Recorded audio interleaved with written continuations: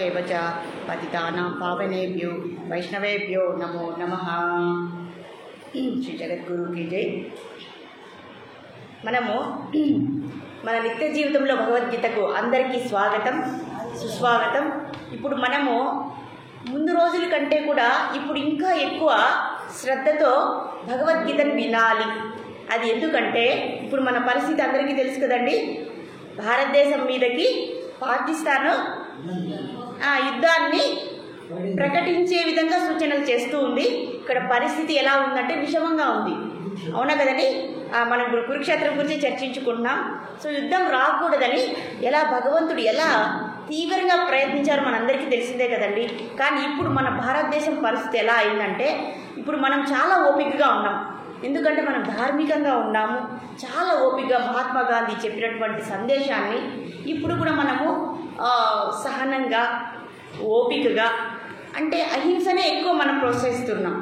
ఎందుకంటే ఇప్పుడు 10 దెబ్బలు వేశారనుకోండి, ఒక్క దెబ్బ వేసినా కూడా అది కూడా నష్టమే అవుతుంది. కాబట్టి మన భారత ప్రభుత్వ గవర్నమెంట్ లేదా ప్రభుత్వం మనం ఎక్కువగా పాటించేది సనాతన ధర్మం కాబట్టి ఎక్కువ శాంతి సహనానికి అహింసకే ఎక్కువ చోటు అనేది ఉంటుంది. తొందరపడి నిర్ణయాలు తీసుకోకూడదు. ఎందుకంటే మనము 10 వేస్తే ఒక దెబ్బైనా తినవలసి వస్తుంది కదా. కాబట్టి అణుబాంబుల వరకు వెళ్ళకూడదని మనం కూడా మన వంతుగా ఉడతా భక్తిగా మన భగవంతుని ప్రార్థిద్దాం. ఎలా ప్రార్థిద్దామంటే మనము నిత్యం చేసేటటువంటి ఈ యజ్ఞం ఏదైతే ఉందో మనం రోజు నిత్యం కూడా భగవంతుని ప్రార్థించాలి. ఎందుకంటే ఎవరైనా కూడా జీవాత్మనే, అవునా కదండి. వాళ్ళైనా మనమైనా కానీ ఆ జ్ఞానాన్ని తెలుసుకోలేకుండా ఉన్నారు. మీరు వేరే మేము వేరే, మీ మతం వేరే మా మతం వేరే అని అనుకుంటున్నాం. అన్నిటికీ కారణం ఇదే కదండి. దాని గురించే కదా మనం ఇప్పుడు అధ్యయనం చేస్తున్నాం. అంతా ఒకటే అనేటువంటి జ్ఞానం తెలిసినప్పుడు ఇలాంటి ఒకరిని చూస్తే ఒకరిని ఆ ద్వేషభావన అనేది ఎందుకు వస్తుంది? ఇప్పుడు కూడా మన శరీరంతోనే చూస్తున్నాం. ఒకరిని చూస్తే ఒకరికి సరిపోవడం లేదు. ఎందుకంటే మనలో మన మనసులో ఆ హృదయంలో దోష గుణాలు ఉన్నాయి కాబట్టి అవి శత్రువుల్లా లోపలే ఉన్నాయి కాబట్టి వాటి ప్రకారం మనం నడుచుకుంటూ ఉన్నాం. అవునా కదండి. అంతవరకు ఎందుకండి, పొరుగు దేశం వరకు ఎందుకు, ఒక ఇంట్లోనే భిన్న అభిప్రాయాలు అనేటివి ఉన్నాయి. కాబట్టి ఆ అజ్ఞానాన్ని తొలగించేటటువంటి ఒకే ఒక సాధనం లేదా ఔషధం ఏది అని అంటే అది భగవద్గీతనే.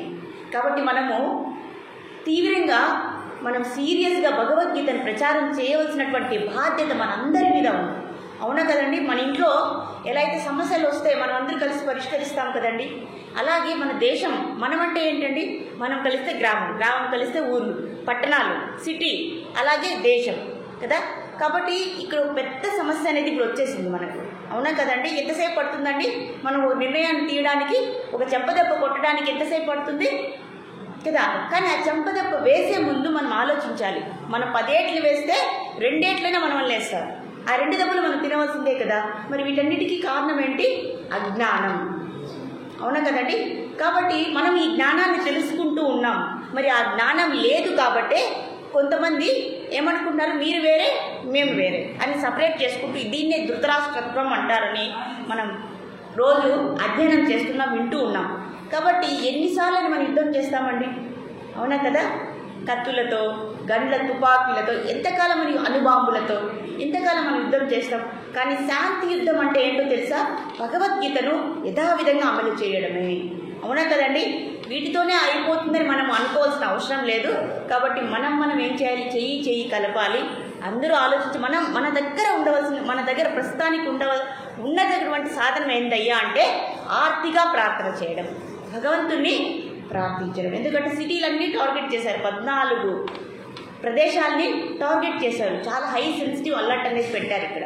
కాబట్టి ఈ ప్రాంతాలకు వెళ్ళాలంటే, కాబట్టి ఇలాంటి పరిస్థితి ఎందుకు వచ్చింది అంటే దానికి కారణము ఈ అజ్ఞానమే, మన శరీరం అనుకోవడమే. కాబట్టి మనము ఈ యజ్ఞాన్ని మనం ఇంకా సీరియస్గా చేయాలనేది మనందరి భావన. మన ఇంట్లో కూడా ప్రార్థిద్దాం. ఎవరు నష్టపోకూడదు, అందరూ బాగుండాలి, సమస్తలో ఒక సుఖినోభవంతో అని ప్రార్థిస్తున్నాం కదండి. ఇంకా ఆర్తితో మనందరూ కూడా మనం గన్నే ఉపయోగించవలసిన అవసరం లేదు.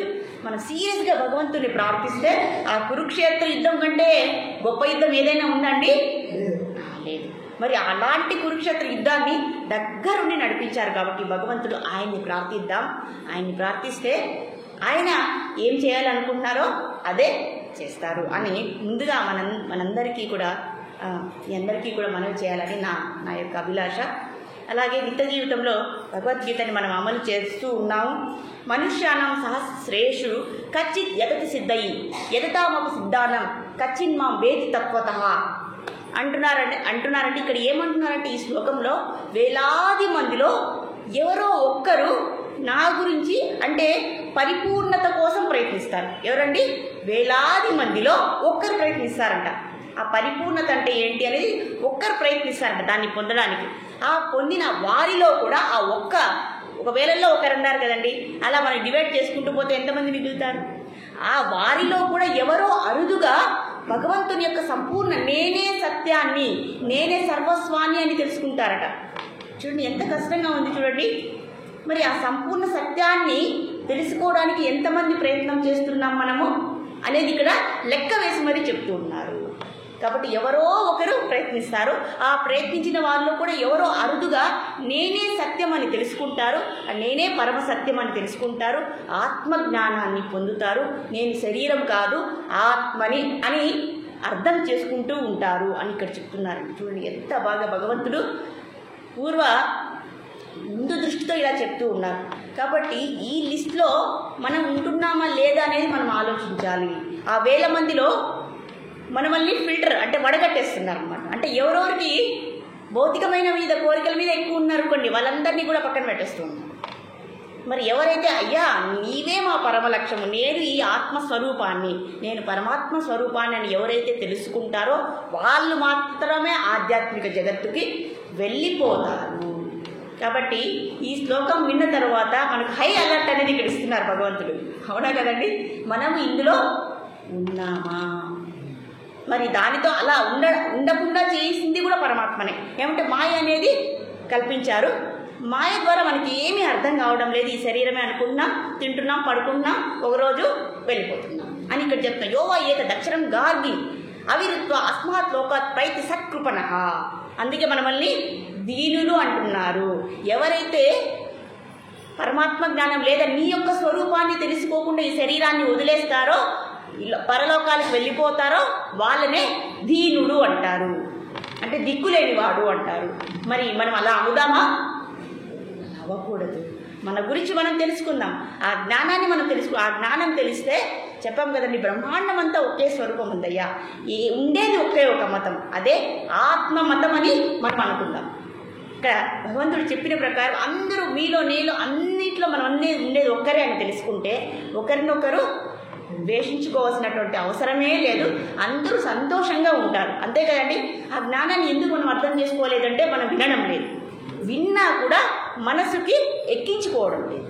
అందుకే ఒకరిని చూస్తే ఒకరికి ద్వేషాలు, ఈర్షలు, పగలు ఇలాంటివన్నీ కూడా సహాయం చేస్తాయంటే అవి ఎప్పటికీ సహాయం చేయండి. మన మనసులో ఒకరి మీద ఆ నెగిటివ్ భావన అంటే ఆ ఈర్ష, ద్వేషం అనేది ఉంటే అది ఎవరి పతనం తెలుసా? మన పతనానికే కారణం. ఒకరిని మోసం చేద్దాము అనే లోపల ఆ మోసం అనేది మనకే చేసుకుంటున్నాం, మన ఆత్మకి చేసుకుంటున్నామండి, మన శరీరానికి కూడా కాదు. కాబట్టి ఎవరిని మనం ద్వేషించకూడదు, ఈర్ష చూపించకూడదు, పగ చూపించకూడదు. ఎందుకంటే అక్కడ కూడా ఉన్నది నువ్వే అనేదే. బ్రహ్మాండం అంతా ఒకటే జ్ఞానం అని ఎవరైతే అర్థం చేసుకుంటారో, ఎవరైతే దానిని అమలు పరుస్తారో వాళ్ళే సంతోషంగా ఉంటారు. ఎటువంటి దుఃఖము వాళ్ళని ఇది అని మనం ప్రాథమికంగా గుర్తుంచుకోవాల్సినటువంటి ప్రాథమిక జ్ఞానం. ఇది ఎప్పుడు కూడా మనం మర్చిపోకూడదు. ఎప్పుడు కూడా దీన్ని స్మరణ చేస్తున్నా. అక్కడ నేనే ఉన్నాను, ఇక్కడ నేనే ఉన్నా, అక్కడ నేనే ఉన్నానని ఎవరైతే అనుకుంటు మనం ఇచ్చుకుంటామండి. కానీ పక్క వాళ్ళని మాత్రము అది బాగానే ఉంటుంది, కానీ అది ఎవరిని ద్రోహం చేస్తుంది? మనల్నే కాల్చివేస్తుంది. అసూయ ఎవరిని కాల్చేస్తుందయ్యా? మనల్నే కాల్చేస్తుంది. కాబట్టి మనం చాలా జాగ్రత్తగా ఉండాలండి. మనము భక్తి చేస్తున్నాం, భక్తితో పాటు ఏం చేయాలి తెలుసా? ఇంకొక వైపు ఎవ్వరికి మన వల్ల బాధ కలగకూడదు, మోసం, చెడు అనేది కలగకుండా మనం జాగ్రత్త పరచుకోవాలి. ఒకవైపు మనము బ్యాంకు బ్యాలెన్స్ పెంచుకుంటూ ఉన్నాం మన సంపదల్ని, ఇంకొక వైపు మనము ఏం చేస్తాము? తప్పులు చేసుకుంటూ పోతూ ఉన్నాం. అలా చేస్తే సరిపోతుందండి? ఇవన్నీ కూడా ప్రాథమిక జ్ఞానమే. మనం ప్రతిసారి స్మరణ చేసుకుంటున్నాం, కానీ మిస్ అవుతూ ఉన్నామా లేదండి? కాబట్టి ప్రతిరోజు కూడా మనము వీటిని గుర్తుంచుకొని మనం ప్రవర్తించాలి. మన మనసులో అనుకున్నాం అనుకోండి వేరే వాళ్ళ గురించి చెడుగా, అది కూడా అదే మనల్ని ఏం చేస్తుంది, అదే మన చెడుగా వచ్చి మనల్ని 3 రెట్లు బాధిస్తుంది. ఒకరిని ఒకటి కొట్టామనుకోండి 3 ఏట్లు మనకు పడతాయి. ఒక మాట అన్నామనుకోండి 3 మాటలు మనకు వస్తాయి. అదే కదండి కర్మ సిద్ధాంతం. కాబట్టి మనం చాలా జాగ్రత్తగా ఉండి ఎవరిని ఏమనాల్సిన అవసరం లేదు, మనము ఇబ్బంది పడాల్సిన అవసరం లేదు అనేది మనము బాగా అర్థం చేసుకోవాలండి. బాగా అర్థం చేసుకోవాలి. ఈ చిన్న చిన్న విషయాలే పెద్ద పెద్ద యుద్ధాలుగా మారుతూ ఉన్నాయి అనే విషయాన్నే ఇక్కడ భగవంతుడు పదే పదే పదే చెప్తున్నా కూడా మనం వినకుండా ఎంతసేపు ఒకరిని తప్పులు పట్టడం, ఎంతసేపు ఒకరిని ఇబ్బంది పెట్టడం, ఎంతసేపు ఒకరిని మోసం చేయడం చేశామంటే అది శత్రువుల్లాగా వచ్చి మనల్ని ఏం చేస్తుంది, కాల్చి వేస్తుంది.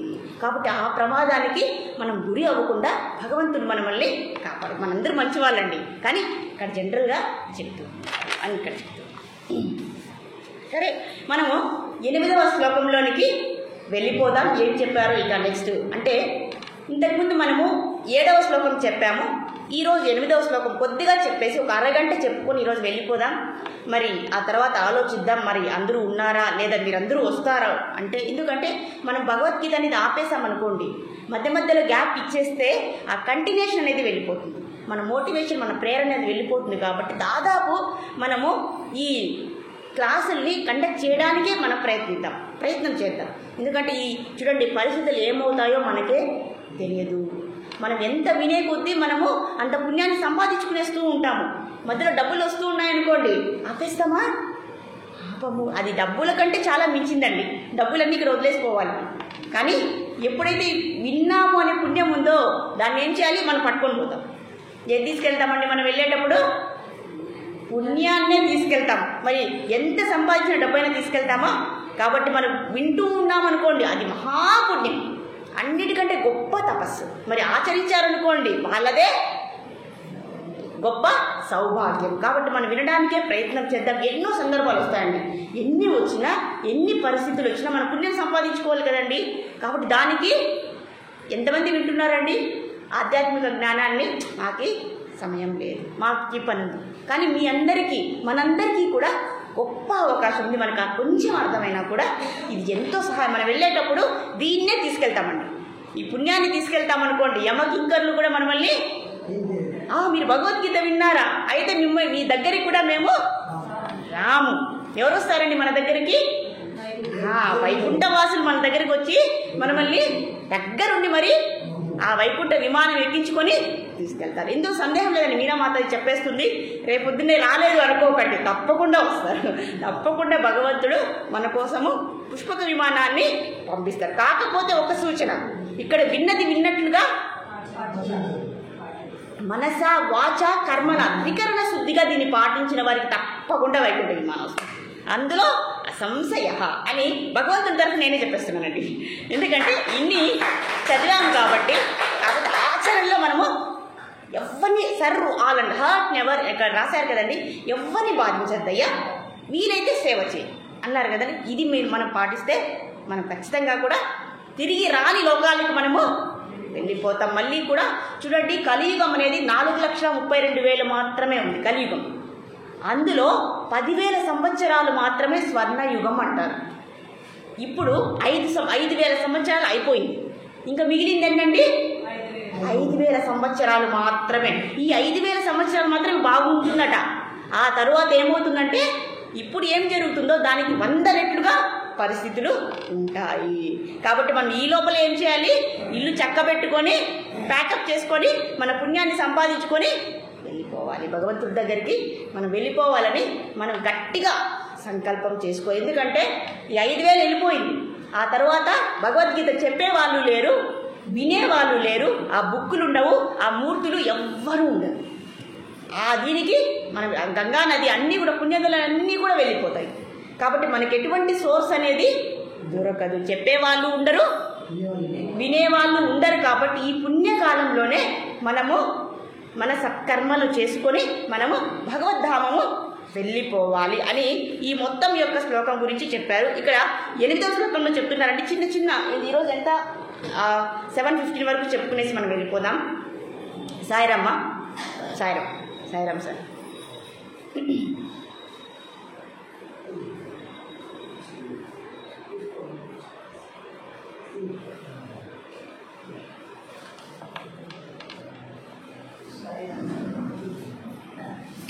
సాయిరామ్, అలసిపోయారా? నిద్రపోండి హాయిగా, జోల పాటలాగా ఉంటుంది ఇక్కడ. సరే, మనకి 8వ శ్లోకంలో భగవంతుడు ఏం చెప్తున్నారు చూద్దాం. ఇవన్నీ మనం విన్నాం కదండి, ఇప్పుడు మనకి సహాయం అవుతున్నాయి అనుకుంటున్నాం కదా. ఓకే.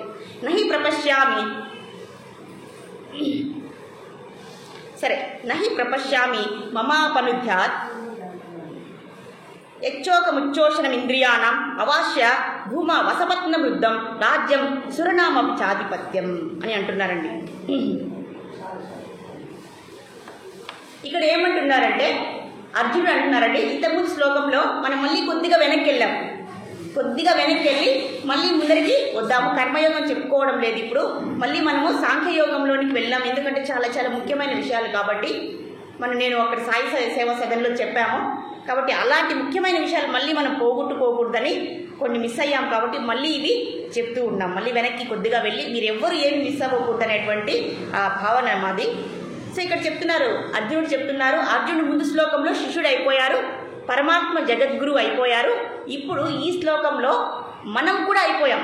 మనం కూడా పరమాత్మకి జగద్గురు మనకి వచ్చేసారు, మనం కూడా శిష్యులు అయిపోయాం.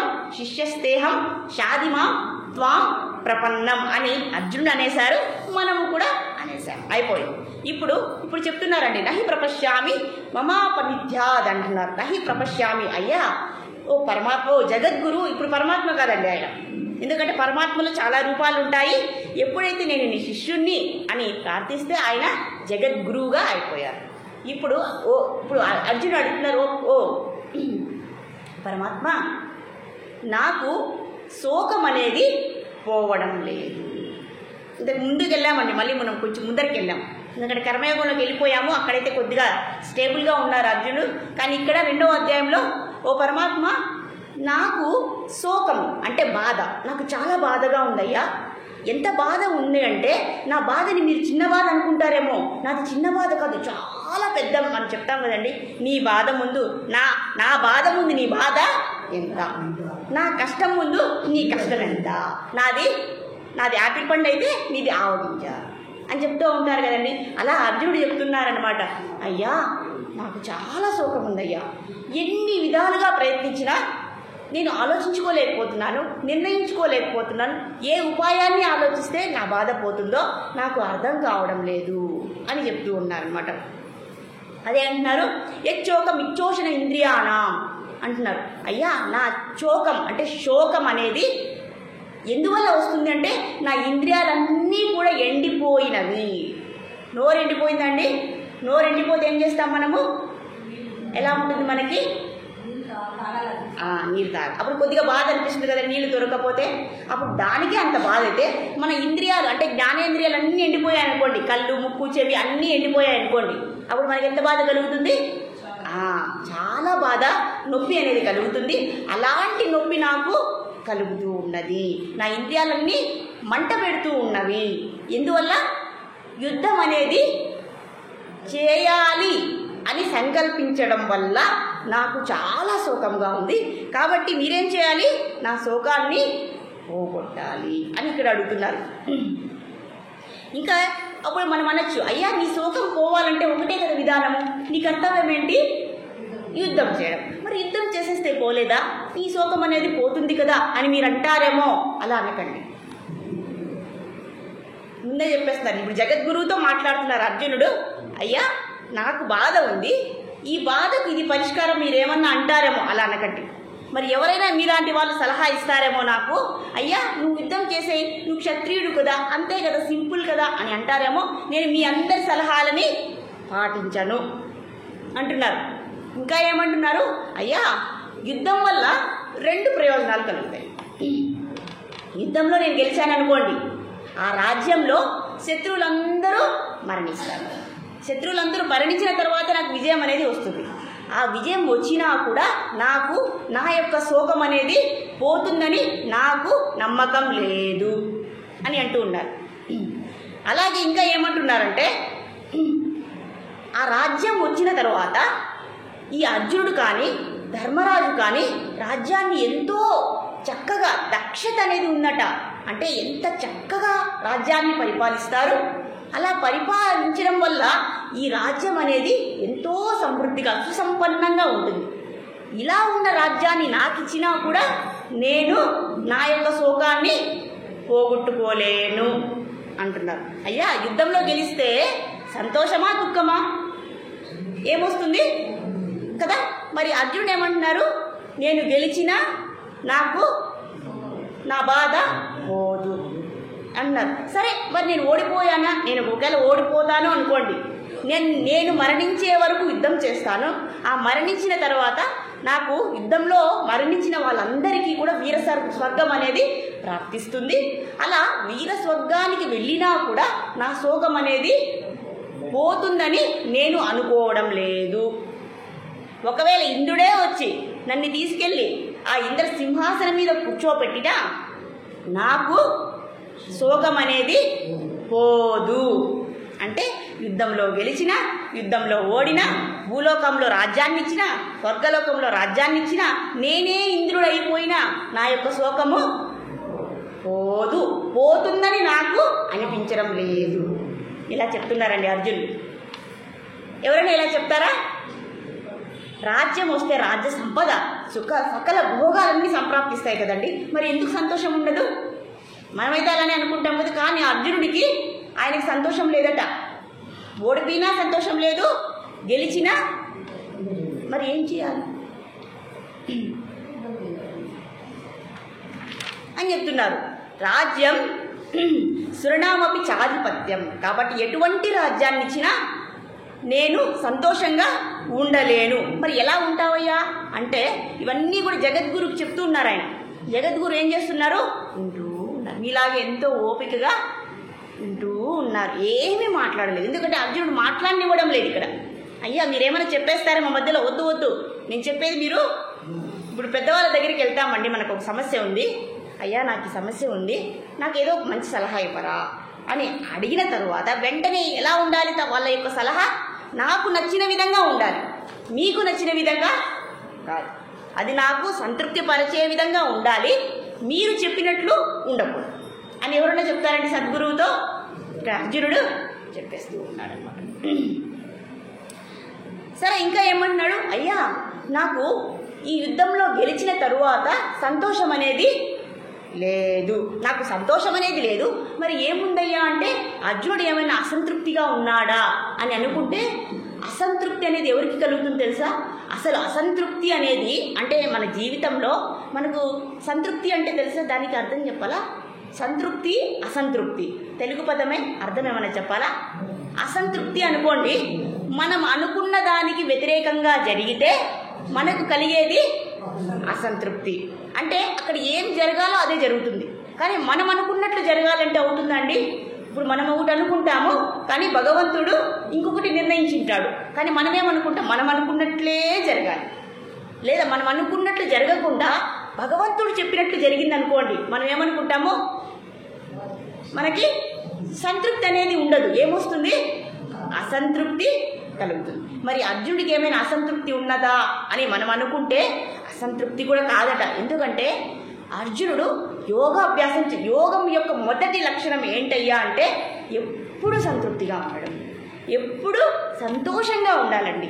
ఎన్ని కష్టాలు వచ్చినా మీరేంటి మాతాజీ హ్యాపీగా చెప్పేస్తారు, మాకు ఇప్పుడు కాళ్ళ నొప్పులు ఉన్నాయి, ఒళ్ళు నొప్పులు ఉన్నాయి, మేము ఎలా సంతోషంగా ఉండాలి, మాకు ఇన్ని బాధలు ఉన్నాయి, కష్టాలు ఉన్నాయి, ఆర్థిక సమస్యలు ఉన్నాయి, పిల్లలు సరిగా చదవడం లేదు, పిల్లలతో బాధ ఉంది, పెద్దలతో బాధ ఉంది, భార్యతో బాధ ఉంది, భర్తతో బాధ ఉంది, బయట వాళ్ళతో మాకు బాధ ఉంది, ఇప్పుడు కూడా మీరు నన్ను ఎలా సంతోషంగా ఉండమంటారు అని అడిగామనుకోండి, ఇవన్నీ తెలిసే భగవంతుడు చెప్తున్నారండి.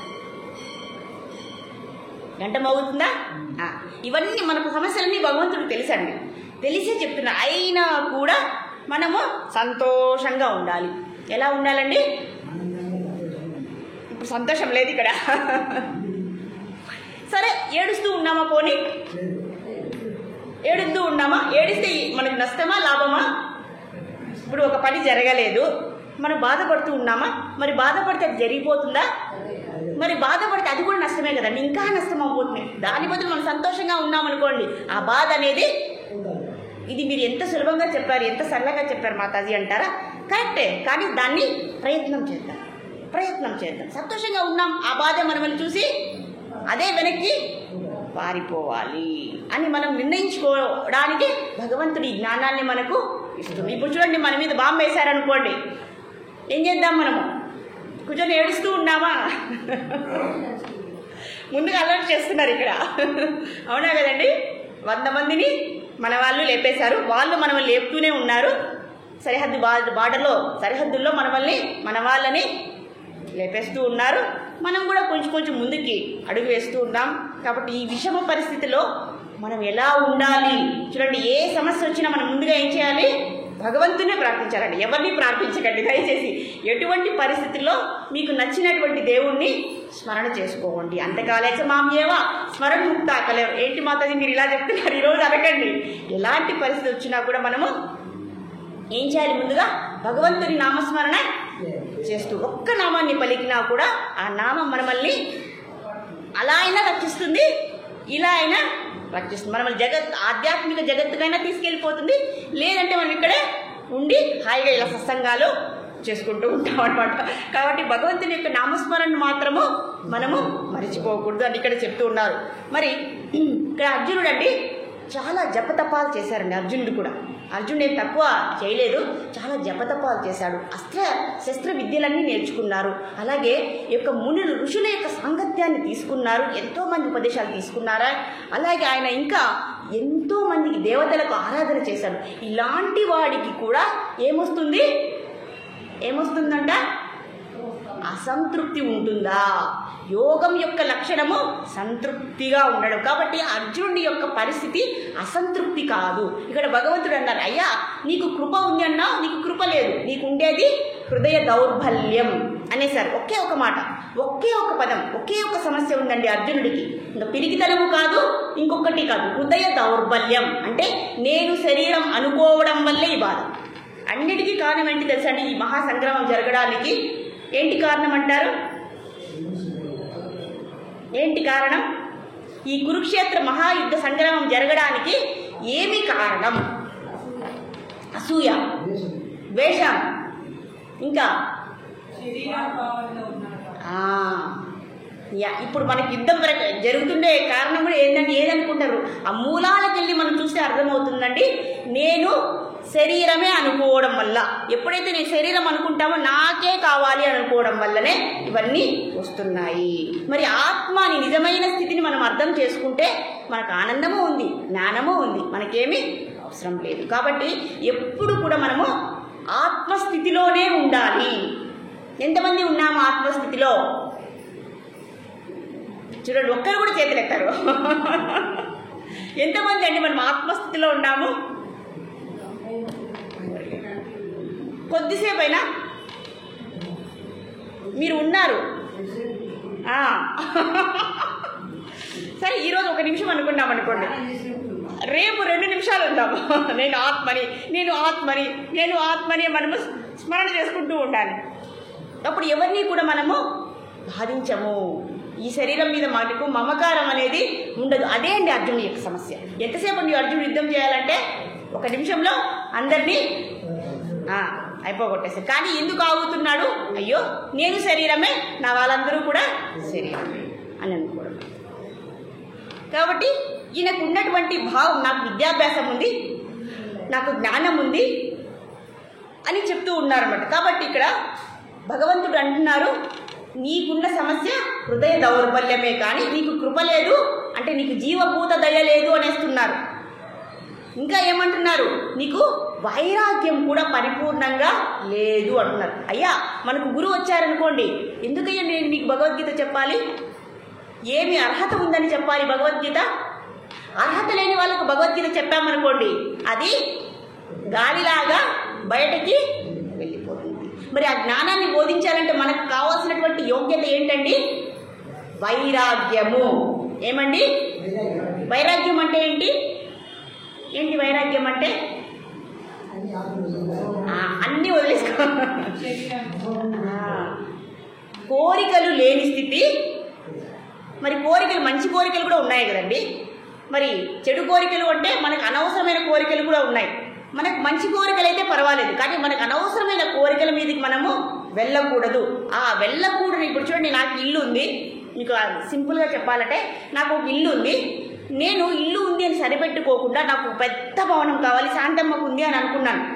శాంతమ్మకు పెద్ద భవనం ఉంది, నాకు లేదు అని నేను పరితపించాను అనుకోండి, నాకు పెద్ద భవనం కావాలంటే దాన్ని అతి కోరిక అంటారు. కాబట్టి దాన్ని తగ్గించుకుంటే అదే వైరాగ్యం. కలికాలంలో వైరాగ్యం అంటే ఏంటి తెలుసా అండి? ఇదే కలికాలంలో వైరాగ్యం. అవునా కదండి? మనం అన్నీ వదిలేసి అడవులకు వెళ్ళిపోయి తపస్సు చేయాల్సిన అవసరం లేదు. కొద్దిపాటి కోరికల్ని తగ్గించుకుంటే మనకు ఆటోమేటిక్గా మనకు వస్తువుల మీద ఆ వ్యామోహం అనేది తగ్గి వైరాగ్యం అనేది పెరుగుతుంది. ఎవరికైతే వైరాగ్యం ఉంటుందో వాళ్ళకే భగవంతుడు ఆత్మజ్ఞానాన్ని ఉపదేశిస్తారు. మరి మనకుందా వైరాగ్యము? ఉందా లేదా? ఎంతమంది ఉందంటారు ఇక్కడ? వెరీ గుడ్, చెప్పేశారు. మీకుందా? Very good. ఇంకా వైరాగ్యం కొంచెమైనా సరే ఉందా?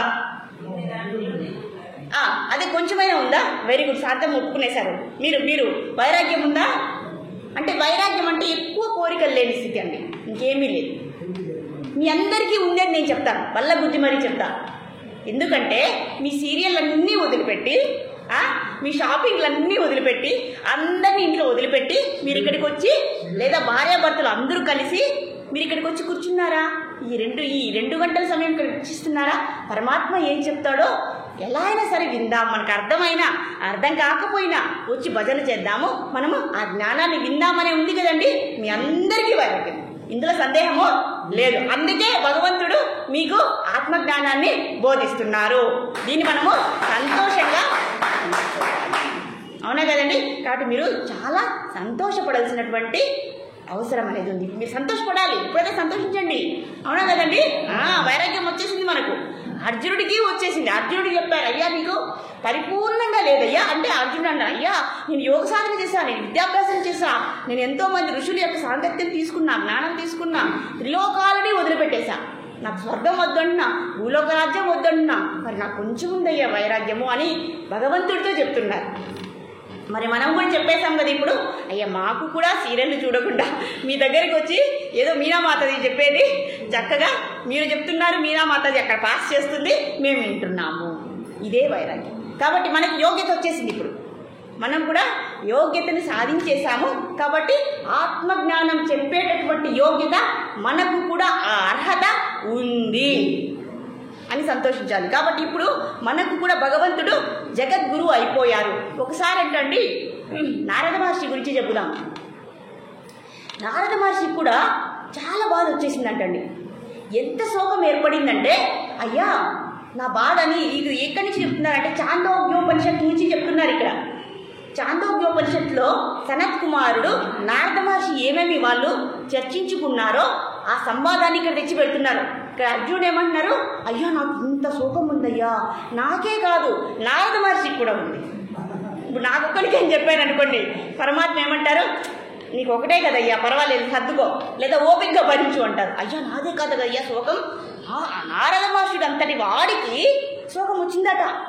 అది ఈ ఉపనిషత్తు నుంచి కూడా చెప్తున్నారు. ఇవన్నీ పరమాత్మకు తెలియదండి, చక్కగా తెలుసు, కానీ అయినా కూడా వివరిస్తూ ఉన్నారట. ఏమని చెప్తున్నారు, శృతం హేమతే భగవత్ త్రిసేభ్య తరతి శోకమాత్మ విదితి శోకం అని చెప్తూ ఉన్నారట. అయ్యా ఆయన చాలా చక్కగా చదివారట. నారద మహర్షి అంటే ఏమనుకున్నారు, నారం దదాతి ఇది నారద, నారం దదాతి ఇది నారద. ఎంత జ్ఞానం కలవాడు, జ్ఞానాన్ని ఇచ్చేవాడు, జ్ఞానాన్ని ప్రసాదించేవాడు, సర్వజ్ఞుడు, బ్రహ్మ మానస పుత్రుడు, మహర్షి. ఇలాంటి వాడికి కూడా ఎన్ని వేదాలు చదివాడు, పురాణాలు చదివాడు, ఇతిహాసాలు చదివాడు, స్మృతి పురాణాలు చదివాడు, అయినా కూడా ఆయనకి శోకం వచ్చిందట అని ఎవరు చెప్తున్నారు, అర్జునుడు చెప్తున్నాడు. అయ్యా ఆయనకి శోకం వచ్చింది, నాకు శోకం వచ్చింది, ఆయన గురువు దగ్గరికి వెళ్ళారు, నేను కూడా మీ దగ్గరికి వచ్చాను. ఇలా రెఫరెన్స్తో చెప్తున్నారండి. అప్పుడైతే పరమాత్మ వింటారేమో అనేసి. అప్పుడు సనత్ కుమారుడు అన్నారట, అయ్యా నారద నువ్వు ఏం చదివావు అని అడిగాడట. సనత్ కుమారు దగ్గరికి వెళ్ళారు నారద మహర్షి. సరే అయ్యా నీకు బాధ ఉంది అంటున్నావు, నువ్వు ఏ చదువులు చెప్పావో ఒకసారి చెప్పుము అన్నారట. అప్పుడు నారద మహర్షి చెప్పారట, అయ్యా నేను 14-15 విద్య చదివాను అన్నారట. ఎన్ని చదివాను?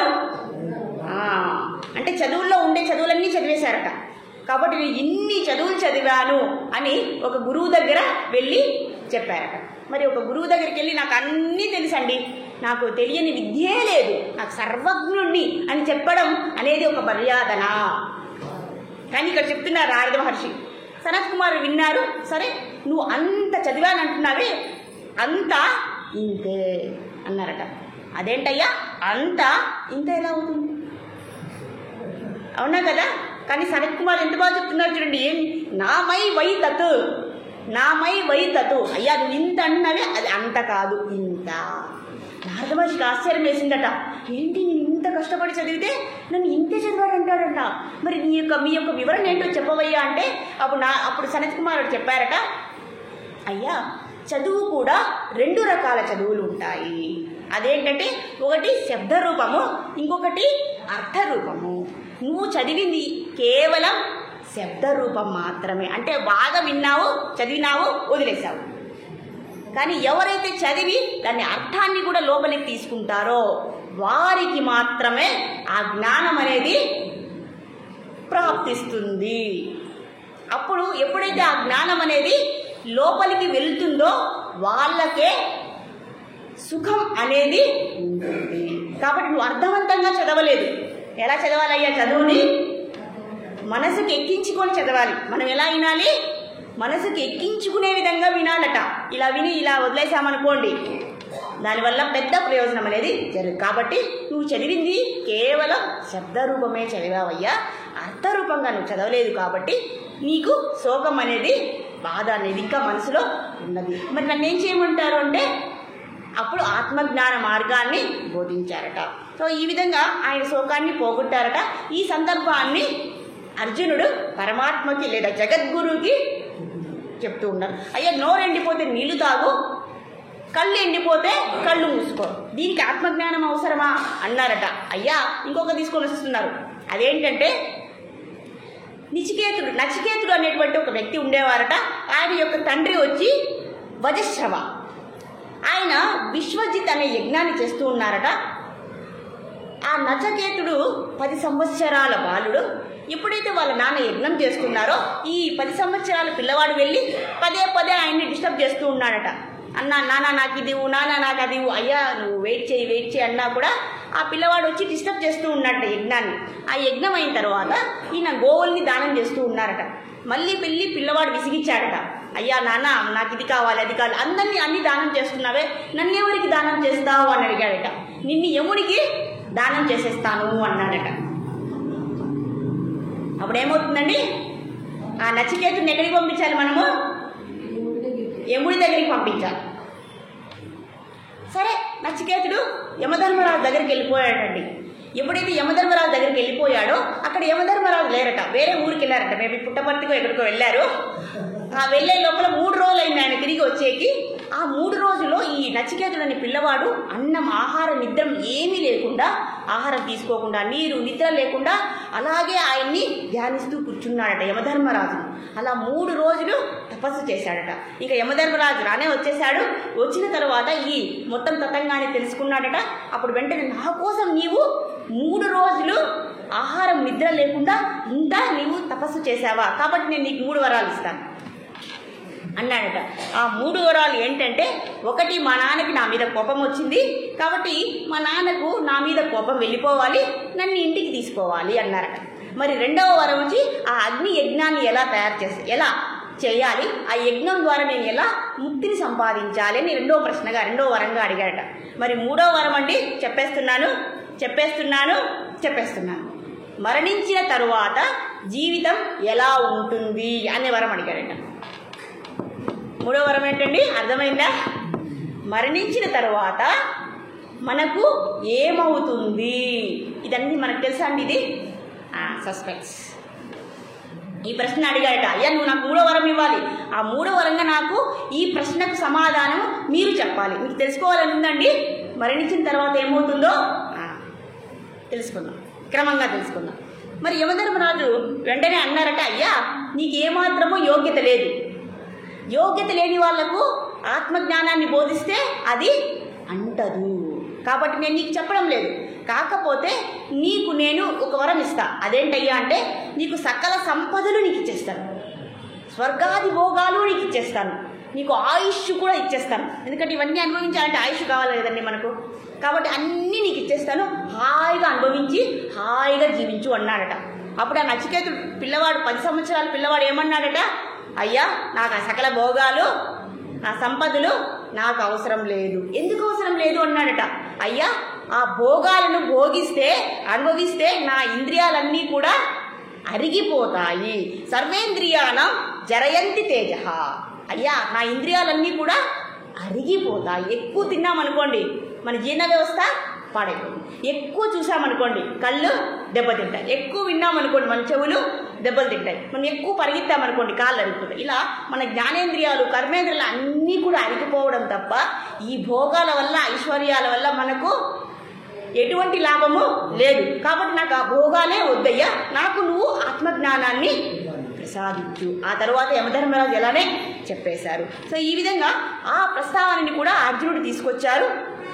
కాబట్టి ఓ జగద్గురు, నాకు ఏ భోగాలు వద్దు, నాకు నీవు శోకం పోయే విధంగా నాకు ఉపదేశం చేస్తే సరిపోతుంది, మీరు శాసిస్తే నాకు సరిపోతుంది అని చెప్పారట. కాబట్టి మన ఇంద్రియాలను మనం ఎలా ఉపయోగించాలి అంటే సరైన మార్గంలో సరైన విధంగా వాటిని కాపాడుకుంటూ సత్కర్మలు చేయడానికే మన ఇంద్రియాలను ఉపయోగించాలి తప్ప ఎక్కువ భోగించాలని మనం ప్రయత్నిస్తే అవి అరిగిపోయి మనకు దుష్ఫలితాలని ఇస్తాయి అని ఇక్కడ చెప్తూ ఉన్నారు.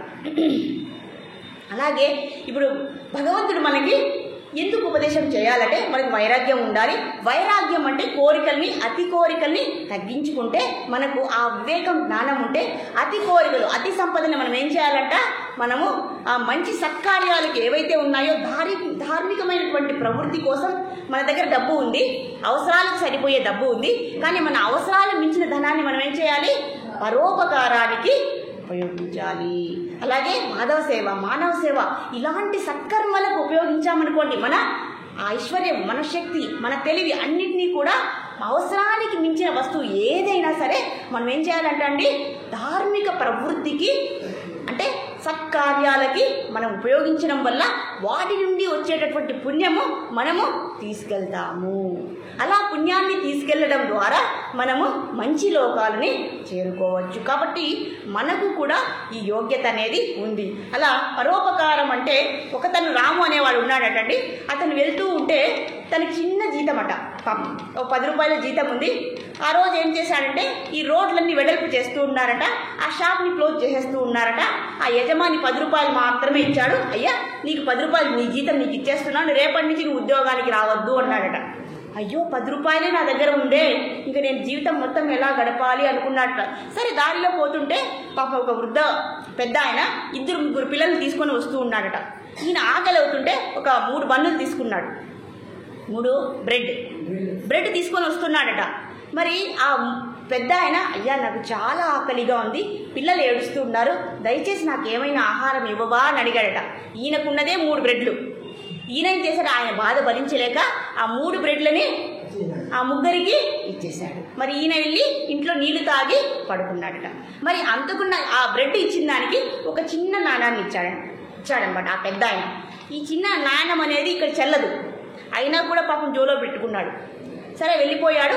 వెళ్ళిపోయిన తర్వాత ఒక వార్తాపత్రికలో, ఒక న్యూస్ పేపర్లో ఒక విషయం ఉందట. అదేంటంటే పాత నాణాలకు డబ్బులు ఇస్తాము అని ఉన్నదట. ఆ పేపర్ని తీసుకెళ్ళి ఆ అడ్రస్కి ఈ నాణాన్ని తీసుకెళ్ళి అక్కడ అడిగాడట. ఎప్పుడైతే అక్కడికి వెళ్ళాడో ఆ వ్యాపారి, అయ్యా నేను ఇలాంటి నాణ్యం కోసమే ఎదురు చూస్తూ ఉన్నాను, ఇది ఆ శ్రీకృష్ణదేవరాయలు కాలం యొక్క ఖరీదైనటువంటి నాణం, అయ్యో ఇన్ని సంవత్సరాలకు నాకు దొరికింది అయ్యా అని ఎంతో సంతోషంతో 3 లక్షల రూపాయలని ఆ పిల్లవాడికి ఇచ్చేశాడట. ఎంత ఆనందం చూడండి, డబ్బులు వస్తాయంటే. అవునగా ఎంత మేలు చూడండి. ఆయన 10 రూపాయలు ఇచ్చారు, మన ఆయనకి జీవితాంతం సరిపోయే డబ్బుని భగవంతుడు చూసారండి. పరోపకారం చేయాలా వద్దండి? మనకున్న దాంట్లో మనం కూడా ఎంతసేపు మనమే తినాలి, ఎంతసేపు మనమే బాగుండాలి అనుకోకూడదు. మనలాగే ఉండే వాళ్ళని కూడా మనము ఉద్ధరించాలి. ఇప్పుడు చూడండి, ఒక రోగగ్రస్తుడు ఉన్నాడు, మన దగ్గరే ఉన్నాడు, దగ్గుతూ ఉన్నాడు, మనమేమో బాగున్నాం, మన దగ్గర డబ్బులు ఉన్నాయి, ఆయన దగ్గర డబ్బు లేదు, దగ్గుతూ ఉన్నాడు, ఆయన తగ్గి ఏమవుతుంది, ఆ దగ్గు కూడా మనకి అంటుంది. కాబట్టి మనం ఏం చేయాలి, పరోపకారంగా ఆయనకు సహాయం చేశామనుకోండి, ఆయన బాగుంటాడు, మనము బాగుంటాము, అలాగే మనకు సత్కర్మ యొక్క ఫలితము మనకు దక్కుతుంది. అందుకే భగవంతుడు ఏమంటున్నారు, అయ్యా నీకు అవసరానికి మించిన ధనాన్ని పరులకి సహాయం చేసి అలాంటి సత్కర్మల ద్వారా నీవు వైరాగ్యాన్ని సంపాదించు. ఇదే వైరాగ్యం అంటే. పరోపకారార్థం ఇదం శరీరం అని శివుడు మహాదేవుడు ఎలా పాటిస్తాడో, ఆయన ఏమన్నా బట్టలు వేసుకుంటాడండి శివుడు ఏం వేసుకుంటాడండి బట్టలు? నాగభూషణం. ఎంతసేపు ఆ పాము వేసుకుంటాడు, మెల్లో బూడిద పూసుకుంటాడు, త్రిశూలం పట్టుకొని ఉంటాడు, మీరు ఏమడిగితే అది ఇచ్చేస్తూ ఉంటాడు. ఆయనకంటూ ఇల్లు కూడా లేదు. అయినా పార్వతీదేవి ఆయన్ని వరించింది. కాబట్టి ఆ పరోపకారం అనేటువంటి ఆ గొప్ప ఆ భావాన్ని, ఆ ఉద్దేశాన్ని మనలో కూడా కల్పించుకుంటే ఆ వైరాగ్య భావన మనలో వచ్చి, ఆ వైరాగ్య భావనే భగవంతుడు మనకు ఉపదేశం చేసే విధంగా ఉపయోగపడి ఆత్మజ్ఞానాన్ని తెలుసుకొని భగవత్ లోకానికి మనము వెళ్ళిపోవడానికి తోడ్పడుతుంది. హరే కృష్ణ కృష్ణ కృష్ణ హరే హరే, హరే రామ రామ రామ హరే హరే. శ్రీమద్ భగవద్గీత జై శ్రీల ప్రభుపాద జై.